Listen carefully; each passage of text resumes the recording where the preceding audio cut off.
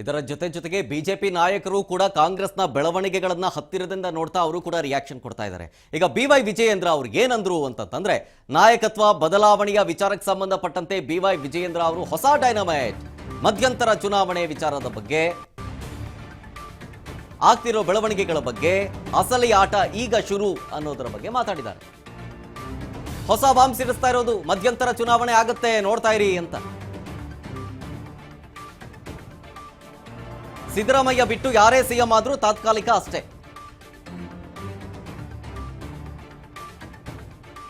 ಮಧ್ಯಂತರ ಚುನಾವಣೆಯನ್ನ ಯಾರೂ ತಡೆಯಕ್ಕಾಗಲ್ಲ, ನೋಡ್ತಾ ಇರಿ ಬಂದೇ ಬರುತ್ತೆ ಮಧ್ಯಂತರ ಚುನಾವಣೆ ಅಂತ ಹೇಳ್ತಾ ಇದ್ದಾರೆ.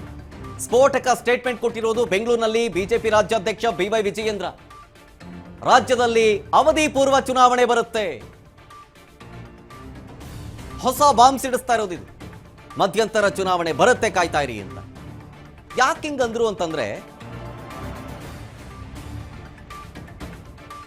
ಸಿದ್ದರಾಮಯ್ಯನವರು ಬಿಟ್ಟು ಯಾರೇ ಸಿಎಂ ಆದ್ರೂ ಅದು ತಾತ್ಕಾಲಿಕ ಅಷ್ಟೇ, ರಾಜ್ಯದಲ್ಲಿ ಅವಧಿ ಪೂರ್ವ ಚುನಾವಣೆ ಬಂದೇ ಬರುತ್ತೆ ಅಂತ BY ವಿಜಯೇಂದ್ರ ಅವರು ಭವಿಷ್ಯವನ್ನ ನುಡಿದಿರೋದು. ಆಮೇಲೆ ಆ ಮಧ್ಯಂತರ ಚುನಾವಣೆಯನ್ನ ಯಾರೂ ತಡೆಯಕ್ಕೆ ಸಾಧ್ಯ ಇಲ್ಲ ಅಂತಾನೂ ಅಂದ್ರು. ಮುಖ್ಯಮಂತ್ರಿಗಳ ಬದಲಾವಣೆ ಮಾಡಬೇಕು ಅನ್ನೋದನ್ನ ನಿರ್ಧಾರ ತೆಗೆದುಕೊಂಡು ಸಿದ್ದರಾಮಯ್ಯ ನೇತೃತ್ವದ ಕಾಂಗ್ರೆಸ್ ಸರ್ಕಾರ ಕಳೆದ 3 ವರ್ಷದಲ್ಲಿ ಉತ್ತಮ ಆಡಳಿತವನ್ನ ಕೊಡೋದ್ರಲ್ಲಿ ವಿಫಲ ಆಗಿದೆ ಅನ್ನೋದನ್ನ ಕಾಂಗ್ರೆಸ್ ಪಕ್ಷದ ಹೈಕಮಾಂಡೇ ಇವತ್ತು ಅನುಮೋದಿಸಿದೆ.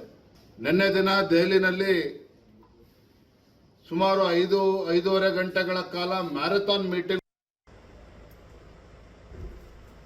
ಇವತ್ತು ಸಿದ್ದರಾಮಯ್ಯ ರಾಜೀನಾಮೆ ಕೊಟ್ಟು ಯಾರೇ ಮುಖ್ಯಮಂತ್ರಿ ಆದರೂ ಕೂಡ ಅದು ತಾತ್ಕಾಲಿಕ. ಅವಧಿ ಪೂರ್ವ ಚುನಾವಣೆ ಕರ್ನಾಟಕ ರಾಜ್ಯದಲ್ಲಿ ಬರುವಂತದ್ದನ್ನು ಯಾರೂ ಕೂಡ ತಡೆಯೋದಕ್ಕೆ ಸಾಧ್ಯ ಇಲ್ಲ. ನಾನು ಮತ್ತೊಮ್ಮೆ ಹೇಳ್ತಾ ಇದ್ದೇನೆ, ಸಿದ್ದರಾಮಯ್ಯ ರಾಜೀನಾಮೆ ಕೊಟ್ಟು ಯಾರೇ ಮುಖ್ಯಮಂತ್ರಿ ಆದರೂ ಸಹ ರಾಜ್ಯದ ಆಡಳಿತದಲ್ಲಿ ಯಾವ ರೀತಿ ಗೊಂದಲಗಳು ಆಗ್ತದೆ ನೀವೇ ನೋಡಿ. ಅವಧಿ ಪೂರ್ವ ಚುನಾವಣೆ ರಾಜ್ಯದಲ್ಲಿ ಬಂದೇ ಬರ್ತದೆ.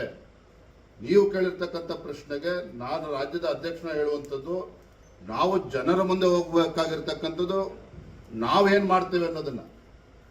ಆಂಟಿ ಇನ್ಕಂಬೆನ್ಸಿ ಎಲ್ಲವೂ ಕೂಡ ಬೋನಸ್ ಅಷ್ಟೇ. ಆದ್ರೆ ನಾವು ಜನರ ಮುಂದೆ ಹೋಗ್ಬೇಕಾಗಿರ್ತಕ್ಕಂಥದ್ದು, ನಾವು ರಾಜ್ಯ ಜನತೆಗೆ ಏನ್ ಕೊಡ್ತೇವೆ ಇದರ ಆಧಾರದ ಮೇಲೆ ಪಾಸಿಟಿವಿಟಿ ಮೇಲೆ ನಾವು ಹೋಗ್ಬೇಕಾಗಿರ್ತಕ್ಕಂಥದ್ದು. ಹಾಗಾಗಿ ಎಲ್ಲದಕ್ಕೂ ಕೂಡ ನಾವು ಸಂಘಟನೆ, ನಮಗೆ ಶಕ್ತಿ ಇದೆ, ನಾವೆಲ್ಲರೂ ಕೂಡ ಒಟ್ಟಾಗಿ ಒಂದಾಗಿ ಸಂಘಟನೆ ಬಲಪಡಿಸಿ ರಾಜ್ಯದಲ್ಲಿ ಮುಂದೆ ಅಧಿಕಾರಕ್ಕೆ ಬರ್ತಕ್ಕಂಥ